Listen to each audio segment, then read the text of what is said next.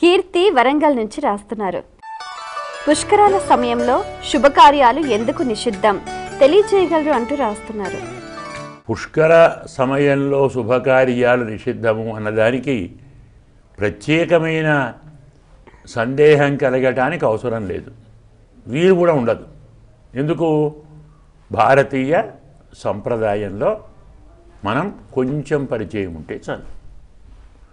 ఒక పుష్కరాలే కాదు, ప్రతి పవిత్రమైన దినంలో మనం అన్ని నియమాలతో పాటు ఆచరించే నియమం బ్రహ్మచర్య వ్రతం కదా.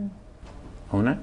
అమావాస్య బ్రహ్మచర్యం, పూర్ణిమ బ్రహ్మచర్యం, ఏకాదశి, ద్వాదశి, సంక్రమణ, గ్రహణం కదా, విషువత్, ప్రతి పర్వదినంలో బ్రహ్మచర్యంతో ఉండాలి.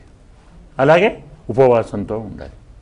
ఉపవాసం శరీరానికి ఉండాలి, మనస్సుకు ఉండాలి, వాక్కుకు ఉండాలి, మౌనంగా ఉండాలి.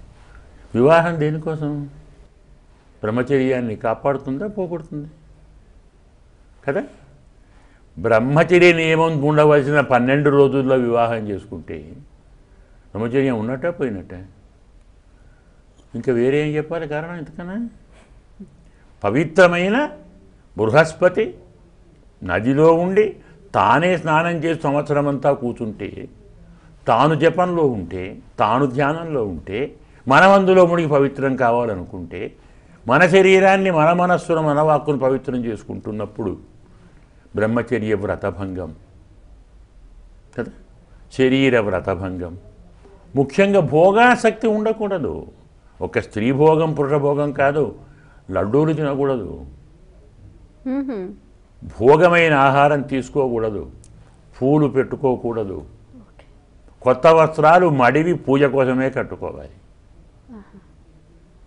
పరిపూర్ణంగా ఆ 12 రోజులు, వీలుంటే 12 నెలలు అవకాశం ఉంటే చెప్తున్నాను, చేయగలవారు ఉంటే అన్ని భోగాలను వదిలిపెట్టాలి. ఎందుకు? మన కోసం 330 కోట్ల నదులు మన ముందరికి వచ్చి పరవళ్ళు తొక్కుతుంటే, అందులో మునిగి అన్ని పాపాలు పోగొట్టుకొని ఆనందించే సమయంలో ఆ పరవళ్ళ ముందు మన యవ్వన పరవళ్ళు ఏమిటి, ఈ శరీర పరవళ్ళు ఏమిటి, ఈ మనసుకు వికృతాలోచనలు ఏమిటి? రావచ్చా? చేసుకోవచ్చా? అందుకోసం శరీరాన్ని, మనస్సును, వాక్కును పవిత్రంగా ఉంచి పరమాత్మ పాదాల యందు ఉంచి, అన్ని జలాలు విష్ణుపాదోద్భవమే కదా, అన్ని జలాలు శివజలమే కదా, అటు బ్రహ్మకమండలం కదా.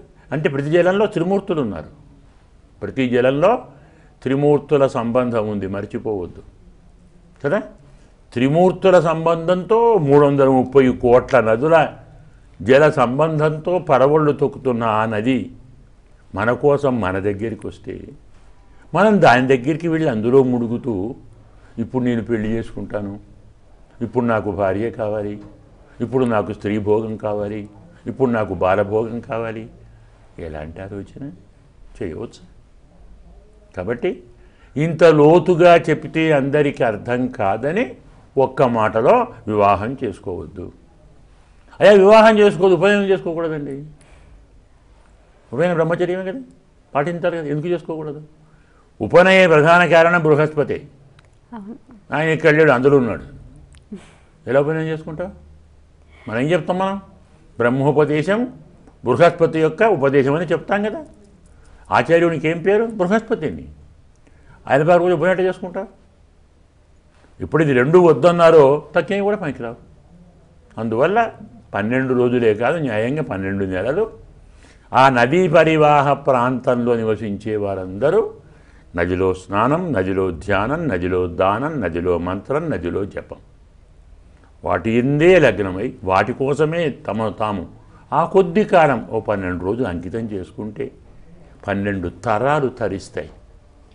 మనకు ఆ పుణ్యం, వారి ఆశీర్వాదం, అఖండ జీవితం, అఖిల జీవితం, దీర్ఘాయుష్యం విజయవంతంగా, సుప్రసన్నంగా, సుసంపన్నంగా జరుగుతుంది. దానికి ఈ మాత్రం త్యాగం చేద్దాం, అది మన ధర్మం. వామనాచారి